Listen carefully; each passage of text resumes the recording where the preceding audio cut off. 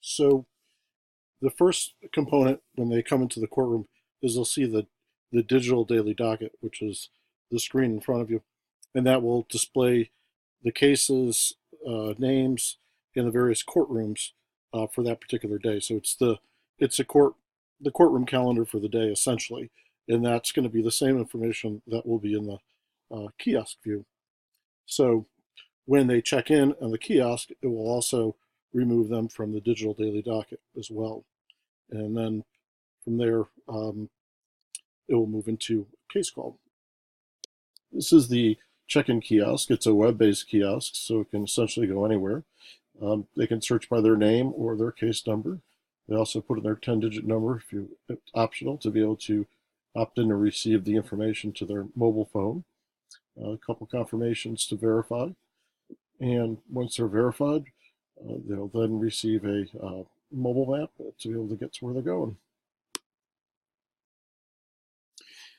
So this is what your digital display would look like. We have another version, different color, different font, that sort of thing. And anything that you want to change or modify is easy enough to do. And a lot of it's to try to be ADA compliant. So let me see here.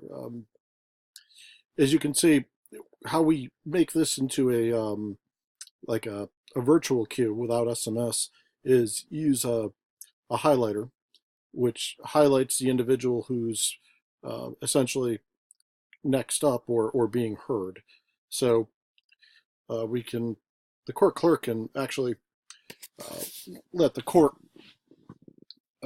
customers know, monitor the monitor, and when you see your name in highlighted, please get back in the courtroom or whatever it is. These also can be changed easily on the admin side. So, so I'll show you how that works. So when's next? He's just been served. And then Sully's highlighted. Okay, so to take it a step further, let's say Sully gets served.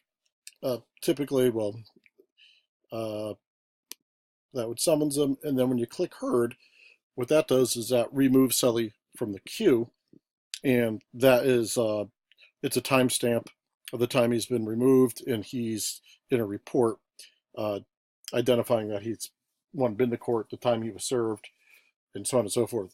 There could even be an area in here where we could add where if it was important to actually add the verdict if you want. I'm not sure how that's even collected now. It's probably paper, but that could be put in easily enough. And so instead of clicking heard, which would remove them from the queue, we could actually set it up so you can click heard and they automatically go to the cashier, or in this case, we transfer him to the cashier. So he's got a fine he has to pay, and rather than let him skate out the door, let's try to collect it now. So by doing this, he's now in the cashier queue. He's going to get a transfer message saying, you've been transferred to the cashier queue. You were number, in this case, 1. Please come and see the cashier to pay any fines or court costs. And like I said before, the cashier can click call to summons him if you choose. If they're going to use a cell phone, I don't see why not, because it's outside of the courtroom. And if they don't have a cell phone, that's fine, because we'd also have the digital display. So we see Sully's gone.